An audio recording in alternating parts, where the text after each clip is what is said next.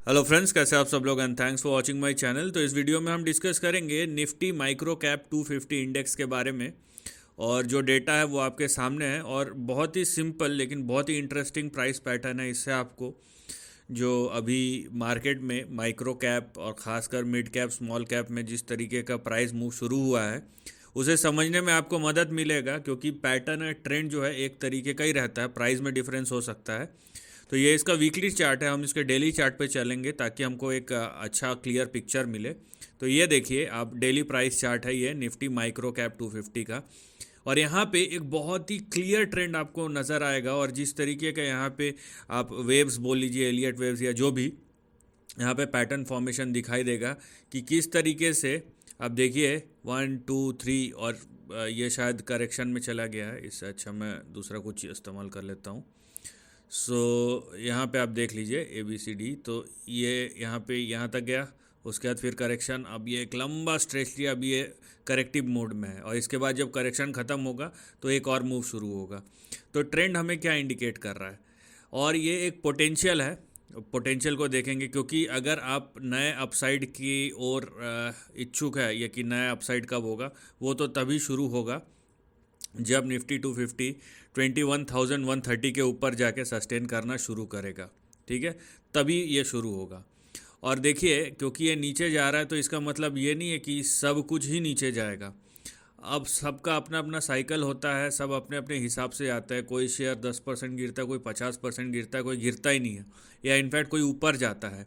तो ये ऐसा करते करते ऊपर नीचे आपको दोनों साइड के मूव्स दिखेंगे, लेकिन ओवरऑल ट्रेंड क्या है उसके बारे में हम डिस्कस करेंगे। और जैसे कि मैंने कहा, अगर आप अप साइड के ओर देख रहे हैं तो आपको फिर 21,130 के ऊपर यहाँ पे रुकना पड़ेगा कि निफ्टी माइक्रो कैप जाए, उसके बाद ही अगला ट्रेंड शुरू होगा। अभी जो ट्रेंड है वो क्या इंडिकेट कर रहा है, ये देखिए। मैं सिंपली यहाँ पे डॉट्स को कनेक्ट करूँगा और मुझे यहाँ पे ट्रेंड निकल के आएगा। बहुत सारे लोग समझ गए होंगे कि यहाँ पे हो क्या रहा है या क्या हो सकता है। ये देखिए आपके पास, और ये बहुत ही क्लीन चार्ट है। ठीक है, बहुत ही क्लीन चार्ट है। और इस तरीके के ट्रेंड को हमें इग्नोर नहीं करना चाहिए। उसका रीज़न क्या है? उसका रीज़न ये है ना कि ये बहुत, प्राइस चार्ट बहुत क्लीन है और मूव्स भी बहुत क्लीन है।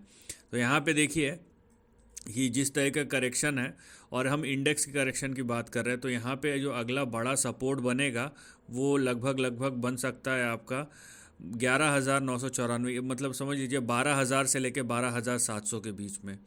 तो अभी भी 25 से 30% का करेक्शन ओवरऑल इंडेक्स पे बाकी है।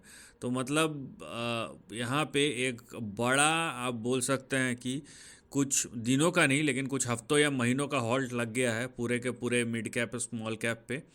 तो यहाँ पे आपको, अगर ये ट्रेंड वैसा ही होता है जैसा हम एनालाइज कर रहे हैं, तो देखिए आपका इस तरीके का कुछ ट्रेंड बनेगा।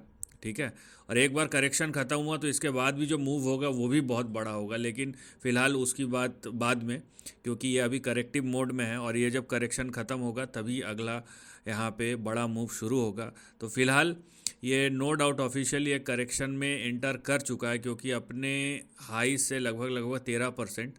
तो और अगर ये 20% के नीचे चले जाए तो यहाँ पे आपको और मोमेंटम दिखेगा नीचे के तरफ। तो यहाँ पे देखिए हो क्या रहा है।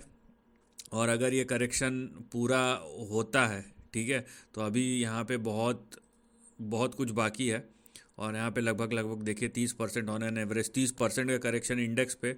तो स्टॉक्स की तो 40 50 60%, जो ख़राब स्टॉक होंगे ना उनकी 40 50 60% ठुकाई हो जाएगी, ये भी बात पक्की है। और उनका ट्रेंड भी बहुत बहुत बुरी तरीके से टूटेगा।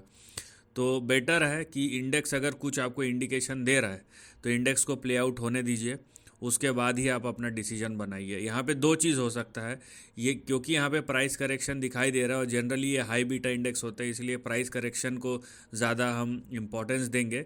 लेकिन अगर ये टाइम करेक्शन में चला गया तो ये फिर ये कुछ महीनों का नहीं, कुछ सालों का हो सकता है, लेकिन उसकी पॉसिबिलिटी कम है। फिर भी पिछले बार जो भी करेक्शन कंसोलिडेशन हुआ था वो लगभग 197 डेज़ का हुआ था। इसका मतलब क्या है कि 6 से 7 महीने का। तो अगर मैं उतना भी लेके चलता हूँ 190 डेज़, तो ये समझ लीजिए ये चले जाएगा अगस्त सितंबर अक्टूबर के पास चले जाएगा ये। मतलब ये मिड का, अभी हम फर्स्ट फेज़ में हैं 2024 के, सेकंड फेज़ पूरा ही चले जाएगा, उसके बाद थर्ड फेज़ में कहीं जाके ये करेक्शन पूरा हो सकता है अगर यहाँ पे प्राइस करेक्शन हुआ तो, और टाइम करेक्शन हुआ तो और लंबा होगा। एनीवेज यहाँ पे आपको अलर्ट रहना है, और जिस तरीके का प्राइस मूव है वो कहीं से आपको पॉजिटिविटी तो नहीं दिखा रहा है, नेगेटिविटी ज़्यादा दिखा रहा है फ़िलहाल। तो देखते हैं कि इंडेक्स कैसे परफॉर्म करता है, विज़ा विज़ स्टॉक्स में जो है वो परफॉर्मेंस कैसे आते हैं। So this is the end of the video, thanks for watching.